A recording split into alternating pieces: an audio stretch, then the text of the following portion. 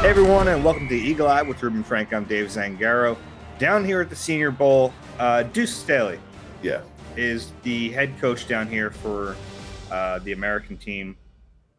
His practices are fun. He's had these competition periods, kind of not unlike what we saw Sirianni do, except Deuces are football all the time. And he ends practice with it, which is fun too. I think Deuce is going to make a good head coach one day. I hope he gets the opportunity. It was really kind of wild on Tuesday when the Brian Flores news broke about the lawsuit. Deuce was on the field coaching. And it's like, you're looking at Deuce going, well, that guy should have more opportunity, and he hasn't gotten it. I hope he does. I really think Deuce will be a good head coach. And I hope this week kind of shows other NFL teams that. I don't know how much it will, but he's done it all this week. Dan Campbell said it was all on Deuce. He had to do the schedule. He had to figure out how practice would work, what they're going to do in practice, what they were going to do in meetings. I think this has been a good experience for him. Yeah, I mean, obviously didn't get an interview during this whole cycle, 9 or 10 openings. You think about the people Deuce has been around. I mean, he played under Ray Rhodes in 97 and 98, and then Big Red, played under Big Red, coached under Big Red, coached under Chip Kelly, coached under Doug, and coached under Dan Campbell. I mean, he's been around some really good coaching minds, and he's been around the game a long time. He's got such natural leadership ability. He's got great ideas. I mean, I would love to, we didn't really get to talk to him too much, but you'd run into him in the hallway or in the cafeteria back when we were allowed in those places. Now we'll get arrested if they see us in the cafeteria, Dave. But back in the day, you'd run into guys and you just talk football at training camp. And I was always impressed by Deuce's, his ability to see what was going to happen in 2 years and what a player was going to become and what a player needed. He really had a great feel for, whether to go hard on a player, whether to, sit down and have a talk with him. It was really, I loved watching him coach. I just, he's one of those guys who you could just visualize him being a head coach. And I just don't know if he's ever going to get the opportunity. Look, the Lions, how far are the Lions from being a contender for anything? I mean, they're years away. And you don't get a lot of running backs coaches or, getting interviews when their team's 4-13 or whatever they were. So I think he's going to have to get a coordinator job. I hope that happens. He's going to have to call plays. But I'm totally with you. I totally agree. I just, if Eric Bieniemy can't get a job, and he's had over 20 interviews over the years, it's hard to be optimistic for Deuce.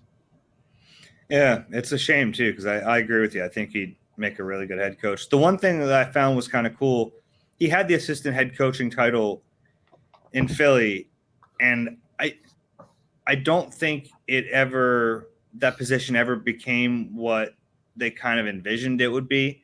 When they gave him that title, it sounded like at the time they really wanted to give him an increased role and really talk in front of the team a lot. And it just didn't really happen like that. But in Detroit at times, not the way they thought it was going to. I mean, Deuce talked about how Doug would give him a lot of responsibility that a normal position coach wouldn't have. I don't know about in front of the team, but Dan Campbell seems to definitely be doing that. Yeah, Deuce he talks in front of the team quite a bit apparently, and Dan Campbell had some experience with this kind of role because he had it under Sean Payton. So he basically made Deuce him when he was under Sean Payton, and that led to a head coaching job for him. Now, of course, the Saints were an established team with a great head coach and winning records every year, and that's going to help you get hired a little quicker. But it's clear that's what Campbell wants to do for Deuce, and I hope it helps. And Sean Payton was here with Deuce in 97 and 98. Mm-hmm. Yeah. All right. Jonathan Gannon, still the Eagles defensive coordinator as we record this. By the time, who knows, he might not be when this comes out. It's down to two guys. It's McCown or it's Jonathan Gannon. Kevin O'Connell got hired away by Minnesota. Well, is going to get hired away. They can't do it yet. That leaves two guys for the Texans job, and Gannon is firmly in the mix. I mean, no one knows which way it's going to go, but I can tell you the Eagles are preparing both ways. They have to be ready if he gets hired away. It's a very real possibility. Yeah, I personally think it's going to be McCown. But yeah, who knows? I'm just guessing at this point. But it's like, and Josh McCown's never coached other than Rusk. What was it, Rusk High School? But why would you go to this extent? They interviewed him last year. They interviewed him twice this year. Why would you do that? You know, a guy who's never coached. He's that serious about him. Sounds like you want to hire him. I don't know how he and Caserio got so close. They've never been with the same. I mean, he's never played for the Patriots. The Patriots are like the only team he never played for. But they are apparently close. And yeah. I mean, neither one's really qualified. I mean, like, I like Gannon. I think he would do a good job. I mean, who knows about McCown? You know, he's a smart guy, and you know, he's been around the game 20 years. It's kind of like a Doug Pederson, like career backup, you know, quarterback who's played with and for some legendary people. But I mean, who knows? And then there's Doug, who some people think, you know, will get the Jaguars job. So I kind of hope so. I'd like to see Doug back in the game. Yeah, but man, it's like you interview for that job how long ago? And then, you know, 2 months later they hire you. Doesn't that have it kind of has a feeling when the Eagles hired him. It's like we couldn't get who we wanted, so we'll hire this guy. Yeah. Doesn't it have that feel to it? Absolutely. But it's the Jaguars. They've done everything wrong during this whole process. I mean, they wanted to bring in – what's that? They're a mess. Yeah, they are. Between them and the Texans, the AFC South is – I mean, they apparently didn't know the rule that if you hadn't given a guy a first interview before the AFC NFC Championship game weekend, you couldn't bring him in for a first interview between these games and the Super Bowl. But if you had given him a first interview, then you can bring him in for a second interview. So, well, it's not like they had a jump start on this whole thing or anything. I mean, you know, was it December? When did they fire Meyer? It was like week 13, something like that. Yeah, and they had to know they were firing him before that. Yeah, it was just a matter of when. In training camp. Probably. Yeah. And if you're Doug, like, there's two ways to look at it. If you're Doug, you're like, well, I can go down. If I can go down there and turn them into a winning team, I'm a legend. Like, I'm a flat out legend. But then there's, you know, what are my chances if I go down there with this, you know, with this structure in place? Can I really change the culture? I mean, the GM situation, the owner, I don't know. You know, would you rather do that or just wait another year for a better opportunity? It's tough though. I mean, if you're out of it for 2 years, then you get forgotten in this league. Unless you go to broadcasting. Yeah, that's true. I don't know how he would do in that. That'd be interesting. I don't think he'd be a real natural at it, but who knows? But the flip side of it is, if you get hired a second time and it doesn't work, you're done. Yeah, I mean, it's tough to get a third job. Yeah, I think a lot of it would be, you know, what do you think of Trevor Lawrence? Like, what you know, do you really believe in this kid? And if you do, you know, like I can get Trevor Lawrence to play at a really high level. You know, so if you do, then I mean, Doug's really good with quarterbacks. We know that. Yeah. So I think that would be a big part of it. I wouldn't want any part of that job, but you know, there is only certainly 32 value. of them. What's that? Only 32 of them. Yeah. I do think Doug would get hired. I mean, the guy won a Super Bowl, for crying out loud. There's not a lot of coaches out there looking for jobs that won. So I think the 2-year thing, you know, look at Vermeil. He went to a Super Bowl and he got a job 15 years later, you know, so, you know, and he didn't even win one until he came back. So I think Doug would be different than I think if you're an average coach, if you're out 2 or 3 years, you're probably not going to get a head coaching job. I think Doug's different. Okay. You mentioned quarterbacks. The Eagles quarterback had ankle surgery on Wednesday. It was that ankle.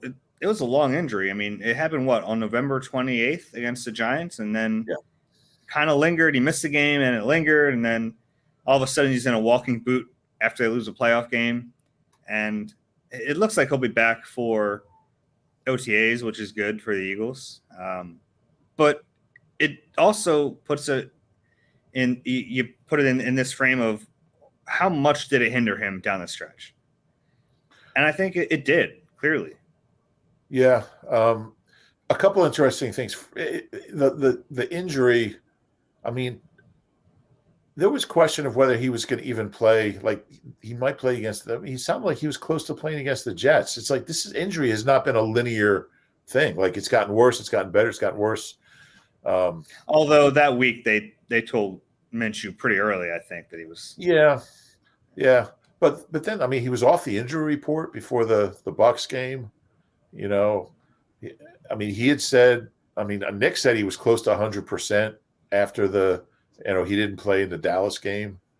So it's been kind of weird. He said after the Bucs game, he didn't think he would need. He said, "I hope I don't need surgery." But he actually averaged 5.1 yards per carry after he got hurt, which is crazy. But he averaged 5.7 before the injury. But he only ran 6 times a game, where before the injury he was running 11 times a game. So I think that tells you. But it's not just the rushing. I think he just wasn't moving, outside the pocket the way we were used to seeing. That's such a big part of his game, is creating things on the move. And, he had some nice throws from the pocket, but he's not going to be as dangerous if he can't move around. It's such a big part of his game. And I don't know if I can quantify how much it affected him. He played really well his first 2 games back. It was, I think, the second Giants game and the first Washington game. But he is just not the same guy. But to play devil's advocate, if you're that kind of quarterback where you're running 11 times a game, is it inevitable that you're going to get hurt? That was a fluke play. I think Driscoll stepped on his foot. It's not like he got hurt out of the pocket running around. So yeah, I'm just throwing that out there. I don't really buy it, but I think it does have to play into your evaluation of his, because he clearly wasn't the same guy after that first Giants game. And I can tell you, I think the Eagles are looking at it like when he got hurt, he was forced to stay in the pocket, and they're probably hoping that ends up being a positive in the end. I don't know if it will be, but I think that's the way they're looking at it, is that there are some lessons for him in that you can stand in the pocket, you can move around in the pocket a little bit and still deliver the football. And I think there were some plays. I don't think overall you say like he got great at throwing the football from the pocket, but there were plays where you watched him and you thought, early in the season, he probably takes off at the first sign of trouble, where in this game, in this exact moment, he saw some trouble. He avoided it. He stayed in the pocket. He threw a pass. That's a tough thing for a mobile quarterback to learn, when to do that, when not to do that. But if this injury helped in any way, if you're trying to find some positive, I think that's probably it. Yeah. And I mean, Nick talked about that and the growth he saw. You're right. It wasn't like, he didn't turn into, Joe Montana there, but he did make some throws from the pocket, and that was encouraging. He's got to do it more consistently. We've been saying that since day one with him. But hopefully when he looks at film and self-scouts himself, he sees that, he can, he can be that player at times. It's definitely going to help him. Anything else on Jalen? We'll move on. No. All right. Nope. Julian Lurie is down here at the Senior Bowl. There were 4 people on the field for the first practice. It was Howie Roseman, Nick Sirianni, Jeff Stoutland, Julian Lurie. It was funny. I got asked about this on the radio yesterday as like a negative thing. Like, I think people looking at like meddling son of the owner. I look at it as they're just grooming him to take over the franchise. the word meddling gets used for the owner, but it's his team. He's going to be involved in decisions. It's not meddling; it's owning. It's owning, yeah. And that's not to say that owners shouldn't hire people and let them do their jobs. You don't micromanage everything, but yeah, owners are largely involved in decisions the team makes. It doesn't mean that they're like, Jeff Lurie would never go to the Senior Bowl. I like that running back. You got to draft him. Like, that's not how it works. But yeah, you're involved in every little facet of it's your team. And Jeff Lurie's been a really good owner. And I think it's encouraging that there's someone to keep it in that family. I see it as a positive. And I'm not carrying water for them. Like I do. Yeah, no, I agree. And, I remember somebody telling me several years ago, because we would see Julian, at practice, we would see him at games, on the field before games. And somebody in the organization said, they said he asks good questions. Like he's interested, he listens, he wants to learn. Look, Jeff Lurie's been an incredibly successful owner by any way you measure it. If you look at where the franchise was, when he bought the team in '94, they practiced in a glass-strewn field.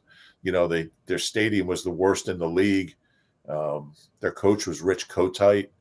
They hadn't had any periods of sustained success other than a couple of years in the early 80s, late 70s, since the 40s, for crying out loud. So you look at where they were and where they've gone, and this is somebody that knows how to run an organization, knows how to run a franchise. And really, Julian has spent his whole life around this. And, I'm sure the dinner table conversation is like, hey, why did you do this?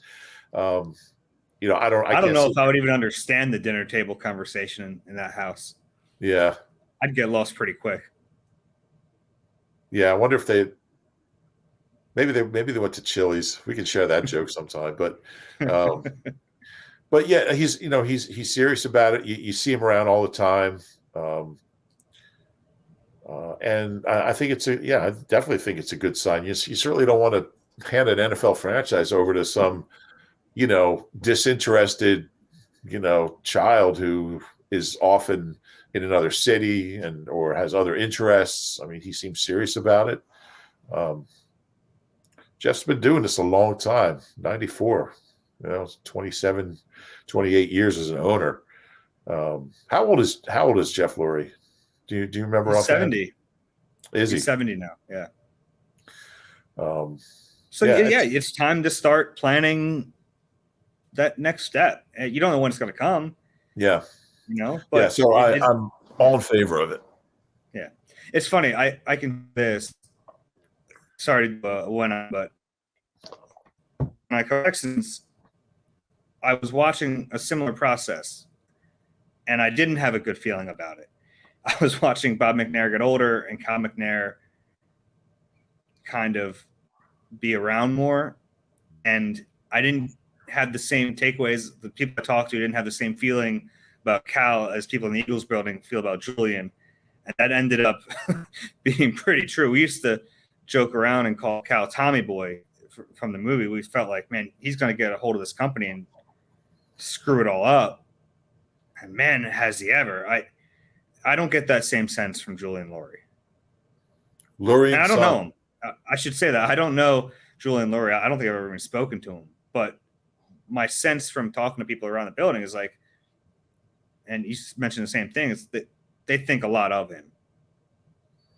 Yeah, and he did this 2-year rotational thing with the NFL where you kind of learn different facets of operational procedures and everything. And so he's doing the right things. Doesn't mean he's going to be a great owner, but the longer the team stays in Jeff Lurie's hands, gosh, if you sell a team, you look at, you never know what's going to happen.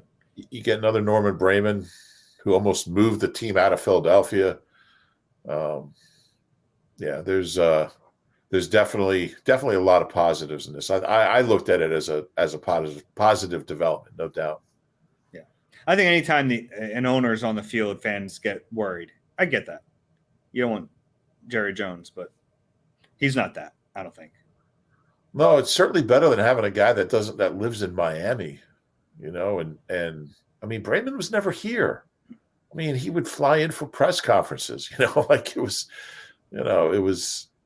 he was so out of touch. And if you're going to be that kind of owner, you better have really, really strong management, which they didn't have. So yeah, but anyway, that's neither here nor there. I think it's a good development, and it makes a lot of sense.